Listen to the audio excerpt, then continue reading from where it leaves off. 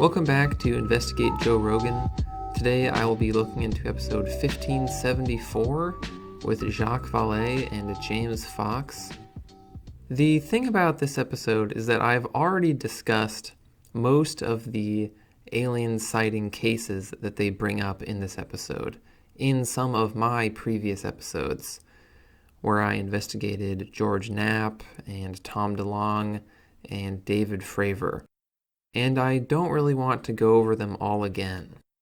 So in this episode, I'm only going to talk about two supposed alien visits, Roswell and the aerial school sightings, both of which I have not talked about much before, and I'm going to be looking into some of the specifics of these cases. The rest of the supposed sightings they mention in this episode are either too flimsy to be worth investigating, or are behind some sort of invisible barrier.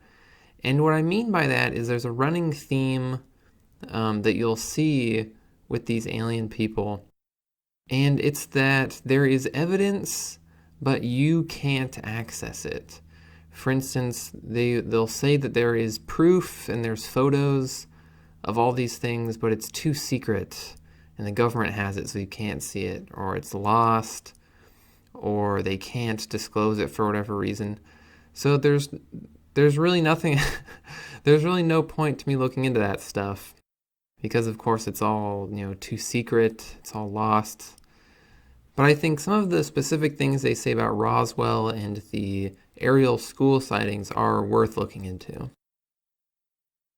So what they say about Roswell is that the government at the time actually directly told the public that they had found an alien spaceship. James Fox also says that Major Marcel, who was involved in the incident, has since come out and said that they found an alien ship. The government, in fact, never said they had a spaceship. This is just wrong. I don't even think this is part of the mainstream Roswell conspiracy. I think this is just something that these three guys happen to think for some strange reason. I mean, have they even seen the X-Files? The whole point is that the government is covering it all up, and it's a big conspiracy. They never said they had aliens. Here is what a local newspaper, the Roswell Daily Record, had to say on July 8th, 1947. Quote, "The many rumors regarding the flying disc became a reality yesterday when the intelligence office of the 509th Bomb Group of the 8th Air Force, Roswell Army Airfield, was fortunate enough to gain possession of a disc through the cooperation of one of the local ranchers and the sheriff's office of Chavez County. The flying object landed on a ranch near Roswell sometime last week. Not having phone facilities, the rancher stored the disc until such time as he was able to contact the sheriff's office, who in turn notified Major Jesse A. Marcel of the 509th Bomb Group Intelligence Office. Action was immediately taken and the disc was picked up at the rancher's home. It was inspected at the Roswell Army Airfield and subsequently loaned by Major Marcel to higher headquarters." There's no early report that says something like, "Breaking news, government announces they found aliens." What I just read is from the paper with the famous headline that says saucer on it.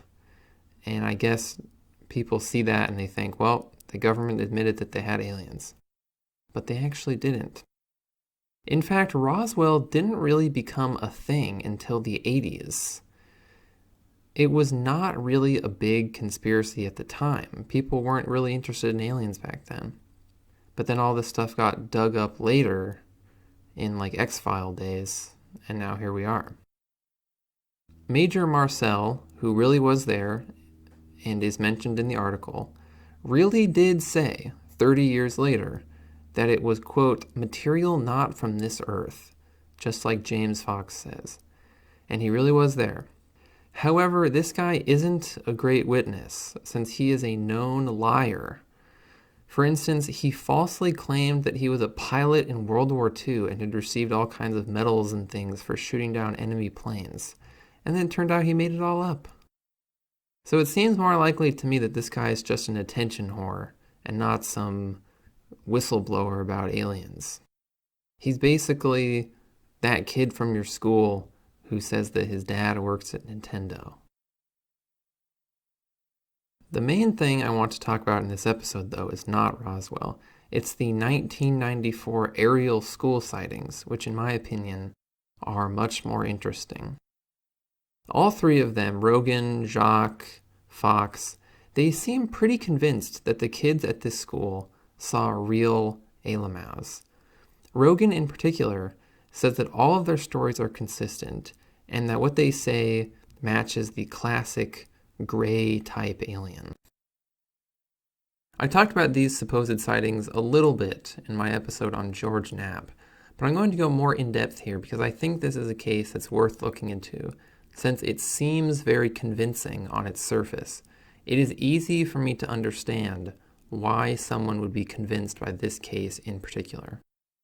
However, if you watch the actual interviews with the kids, you will see that it is a lot less convincing than these three guys make it out to be. For starters, the kids are not actually all on the same page like Rogan says they are. For instance, one kid says he didn't see the ship at all, just the aliens, whereas most of the kids say they saw a ship and an alien, at least one of each. Some of the kids say they couldn't see the alien's face at all, and others say it had big dark eyes, sort of like the classic gray alien. There's a girl who said she saw multiple ships, not just one. There's a girl who says it was accompanied by a flute-like noise. And there's another kid who specifically says he didn't hear anything. There's a girl who describes the alien as being lightish in color, but other kids say it was jet black, almost shiny black. Another girl says she saw 3 aliens, actually, a white one, a red one, and a black one. Whereas most of the kids just say they saw the black one. So there are various accounts of what was there. There is no one account. This sort of leads into the other incorrect thing that Rogan and the others say, which is that the kids describe the classic gray Alamau to the adult researchers. And this is simply not true. There are some differences in their stories, but the most common description the kids give of the alien is of a black figure with long black hair. Anyone who has seen the interviews can tell you that this is what they say. Watching the interviews makes it clear that a couple of different factors created this whole situation. The kids clearly got caught up in some sort of game on the playground that was fueled by some sort of real thing that they saw in the trees in the distance. Then the adult UFO researchers come in and ask leading questions and basically blow this whole thing out of proportion. A decent amount of the kids they interview don't even claim to have seen an alien, something which Rogan and a company don't bring up, obviously. I will go through the interviews, which you can also just watch yourself on YouTube, to hopefully illustrate this. One kid is asked directly, quote, "What do you think it was?" And he simply responds, "I don't know, really." And then he says, "It was like a shadow. I just saw a shadow going." You can also see him laughing while other kids are being interviewed, which to me indicates that he knows this was all a game of some sort. The boy interviewed after that kid says this, "At first I thought it was some boy from the compound playing around, but the hair, it looked more like our hair. It wasn't curly. That thing almost looked like a hippie." So this kid is white, so what he means is that whatever it was looked like it had white people hair, but apparently at first he simply thought it was a black kid. This is something that will come up in other interviews as well, and in my opinion, is the most likely explanation for this whole thing. After that is an interview with a girl that is particularly interesting. Cynthia Hind, one of the UFO researchers, asks, "What did you think it was?" And the girl answers, "Well, everybody was saying that it was UFOs and everything, so I..." And then Hind interrupts her to ask, "Other people said they were UFOs?" And the girl answers, Yeah, and people were coming around telling, and I was in the classroom, and I came out and I saw it. I did think they were UFOs. I did see them. And so Hind asks, were you perhaps influenced by what the other children had said? And the girl replies, sort of, but I definitely did see what I saw. Here I think we can see how the UFO story developed. Kids influenced other kids into thinking it was a UFO. No kid wants to be sort of left out and miss seeing something.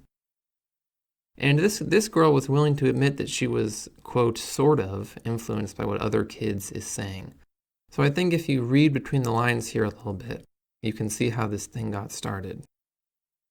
The next girl they interview, I think, is a good example of how the kids started their stories and then how the adults lead them on. Hind asks, could you see his face? And the kid says, well, I only saw a glimpse of it. And you don't remember any individual features? Well, I only remember that his eyes were quite big.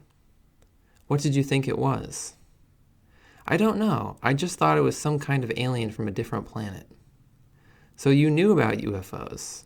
Yes. You watched on television? Yes. Do you think that influenced you? And here, after she asks this, the kid pauses and is sort of going, And then Hind interrupts her and asks, or you weren't thinking about it?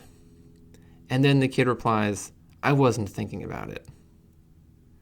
Hind is obviously trying her best to get the answers she wants from these kids, and she knows it will be less convincing if the kids admit that they had prior awareness of UFO stuff. But the interview with the next girl is an even better example of them leading the kids on. She asks, what did you think it was? And the kid answers, well, I thought twice. I thought it was an alien, and then I thought maybe it was the gardener or someone. So you first thought it was an alien, then you thought it was the gardener? Yes. Oh, well, I would have loved to look at the gardener. And she says this in sort of a condescending way, and she laughs. And then all the other kids in the room laugh too. So all the other kids who are next in line to be interviewed see an adult making fun of this kid who has said that it was the gardener. She's making fun of her answer, and now everyone else is too. It clearly demonstrates that she went in with an agenda and isn't even considering the possibility that it was just some guy, this gardener. And it's also evidence of their very poor interviewing strategy. What's interesting is that another kid mentions the gardener as well. He said, quote, well, these other kids were running. I asked them what it was, and they said it was the UFO, and I ran with them to the logs over there. Then I saw one person sitting on top of the ship guarding it, and another one running up and down like he was confused. And he was actually looking at us, but some people said there's another property over there, right at the back. It's Mrs. Nurse's property. Some people say that it was Mrs. Nurse's gardener. Some people say it was a house over there, but I don't believe that. So this kid did in fact think it was a Lamause. However, we can see here that other kids at the time of the event, who were also there, were saying it was the gardener, just like that other girl. So the very day of the event, there are kids who saw whatever it was and didn't think it was anything out of the ordinary. They thought the figure was just this gardener, and the ship was a distant house, maybe a reflection off a window or something. An example of one such kid would be Ariana, who was interviewed later, a girl who says this. Well, I saw the same as Guy, but I saw this silvery, glittery thing. I saw this black, long, it looks like a stick, but it was very thin. And then the adult asks her, but it was a man, wasn't it? And she just replies, I don't know what it was, but it was very thin. All I saw was like a long thing on like a silver thing. So despite the best efforts of the adult weirdos, not all of the kids could be coaxed into saying they saw an alien. He's clearly trying to get the answer he wants. But it was a man, wasn't it? Even though she clearly just told him that she didn't see anything. She just says it was a stick, sort of like how the other boy just said he thought it was a shadow. But the interview with a black girl named Anna is probably the one that best shows what really happened here. She says, quote, "We were called out by Stefan, that's one of our friends, and he called us and he said he saw something. So we went. I didn't actually believe that he saw something, because he was saying it was an alien. And so I went out, and then when I was looking at it, I saw it was like a silver light, and like that kind of spaceship you showed me, just coming up, just for an instant. And then it just disappeared, just like that. And so I first thought it was my imagination, because everybody was talking about it. But then when I thought about it, really, I thought no, it couldn't be." Notice how she says, "like that kind of spaceship you showed me." These adults literally went up to these kids and showed them pictures of UFOs. Obviously, that would influence what they said. Despite how convincing this case may seem on the surface, this is the more likely explanation, in my opinion. A couple kids get spooked by some guy in the trees, someone says it's an alien, maybe even as a joke, and then some of the other kids start thinking it's an alien too because the other kids are saying it. It was probably just a black guy, not aliens. Maybe he was wearing protective goggles or something because he was the gardener, and that's why some of the kids say that he had big eyes. And maybe he was carrying something over his shoulder that looked like hair. Or maybe he had dreadlocks. Or maybe it was nothing at all. Some of the kids just said it was a shadow. It is a lot easier to spook kids than it is to spook adults. Relatively little has been written about this case, probably because nobody really cares about this sort of stuff, and if they're even aware of it, they just dismiss it offhand. But a French psychologist named Gilles Fernandez, who wrote a book about Roswell, has also written a few things about this. He wrote this about the methodology of the researchers. Quote, "Interviewing children has been the subject of numerous scientific papers and experiments, adaptations, and creations of interview standard protocols in psychology or criminology to well avoid or minimize biases that occur when such interviews pollute the evidence. Cynthia Hind's interview methodology with children is very far from these standards. Cynthia Hind and an adult headmaster debrief and discuss other planets, space travel, etc., while children are in the room and hear everything." He also wrote, quote, "The child must be interviewed individually. Now, in the video recorded excerpts above, it is striking to see that children are interviewed in a line from 4 to 6. Sometimes other children are in the background and listen to another child being questioned. The adults talk to each other or debrief while the children are still very close and present. Also, children hear what others say, including adults, and therefore are likely to influence each other. Even worse, a child who has seen very little or nothing sees his classmates' details, and that this is something that greatly interests adults. This could encourage them to participate in the game." Something they bring up in the episode of JRE is this idea that the aliens visited these kids to warn them about technology or about climate change. Fernandez wrote this about that idea.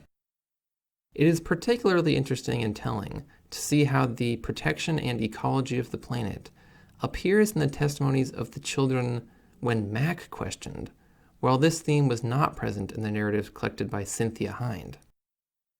So he basically says that Mac, who was one of the researchers, most likely led the kids to say those sorts of things, which is pretty easy for me to believe when you watch the interviews. If these aliens are real, and their goal really is to warn us about technology and climate change, all I can say is that hopefully they don't use the same methods the Unabomber used to try and accomplish this same goal. As for the whole reunion that James Fox organized with some of these kids 20 years later, I really don't care. It's 20 years later, whereas these videos are from just 2 months after the incident. Also, memory simply isn't that reliable, so it's not convincing to me. Now, the last thing I'll say about the aerial school sightings is that before you email me saying I work for the government. Just watch the interviews for yourself. Then, if you're still convinced, you can email me. It's only fair. It's only fair that you watch the interviews first. This episode of Jerry has not flipped me from Scully to Mulder. However, I think Jacques Vallee is probably the most reasonable UFO person who has appeared on Jerry. He straight up says that there is no one case that's a smoking gun and that they don't have any physical evidence. What he says is that he's convinced because he personally saw a UFO when he was a kid, and the many sightings, sort of taken all together, are convincing to him. James Fox, on the other hand, is more like Jeremy Corbell, where he sort of just believes anything, or maybe he's just trying to hype up this documentary, so he doesn't want to say anything even a little skeptical. You have to remember, people go on Jerry to sell stuff. He's selling this documentary. And, any interview with a director or an actor, they don't say, well, this movie is going to be okay. It could be good, maybe, like a 7 out of 10. No, they go on and say, oh, it's going to be great, groundbreaking, good graphics, it's going to be great. You don't go on Jerry and say your documentary might have something legitimate. You gotta say it's gonna, shatter your worldview and totally blast everyone with new A. evidence. That's all I have to say on this episode and about A. for now. Thank you for listening. Tell your friends about Investigate Joe Rogan, and I will see you in the next episode.